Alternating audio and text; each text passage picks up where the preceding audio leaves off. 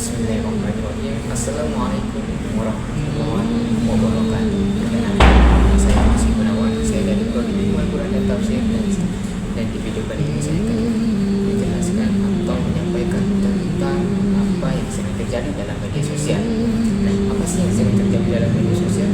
Jadi, ketika orang menyampaikan tentang dakwah,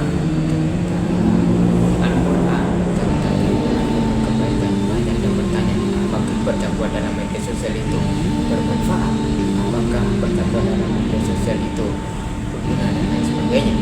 Nah, banyak sekali yang berkata ketika orang menyampaikan tentang Al-Quran, ketika orang menyampaikan tentang kebaikan, banyak yang berkata, ngapain sih berdakwah di dalam media sosial?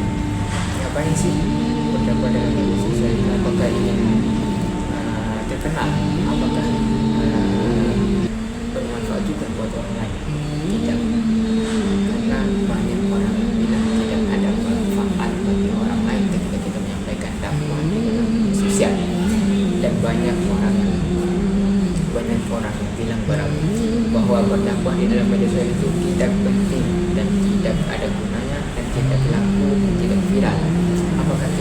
Apakah ketika kita ingin menyampaikan sesuatu dalam kebaikan itu apakah kita harus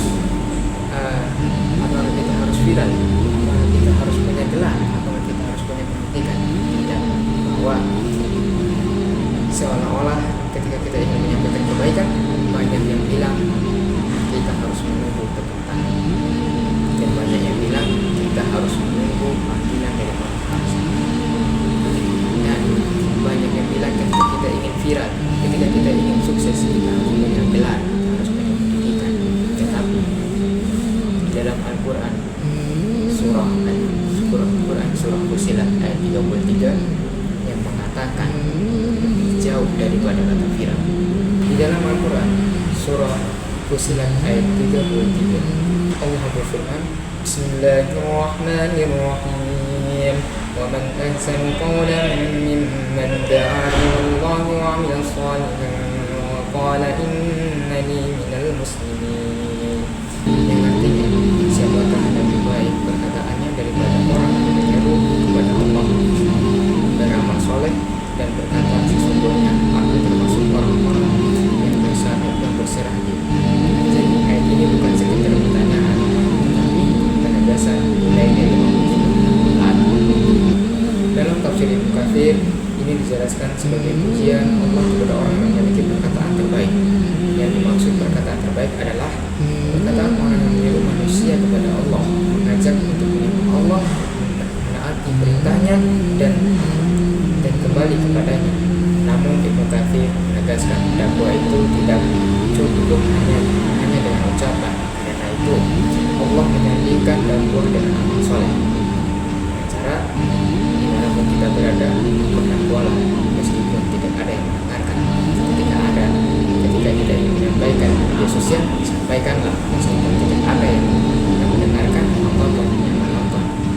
Karena ketika kita menyampaikan amal kebaikan itu tidak menunggu viral ataupun kita tidak menunggu penyampaian dari orang lain. Pendakwah sejati adalah orang yang melakukan apa yang dia ucapkan sehingga dakwanya memberi manfaat bagi dirinya dan bagi orang lain yang mengikuti ajakan. Jadi ketika kita ingin menyampaikan dakwah, silakan sampaikan bahwa menyampaikan dakwah di media sosial bukan sekedar untuk diri kita sendiri, tetapi untuk diri orang lain juga. Tapi untuk menjelaskan bahwa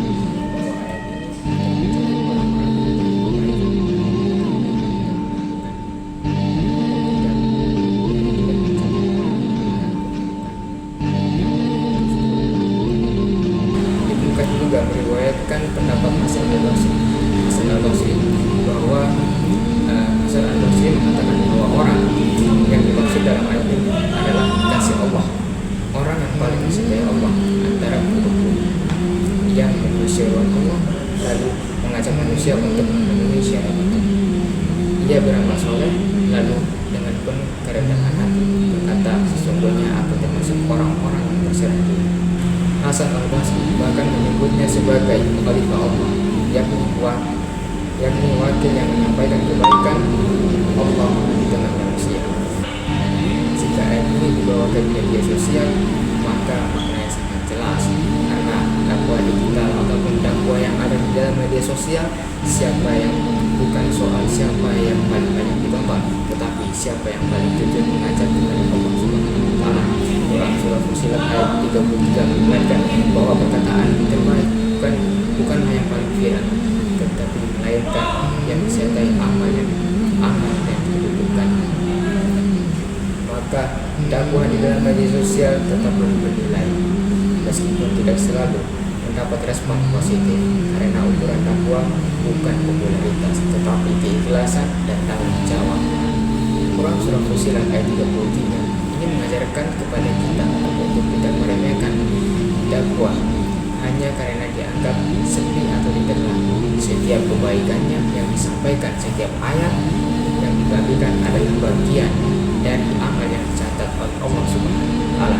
Maka jangan berhenti berdakwah selama kita masih mengajak kepada Allah dan berusaha mengamalkan apa yang kita sampaikan.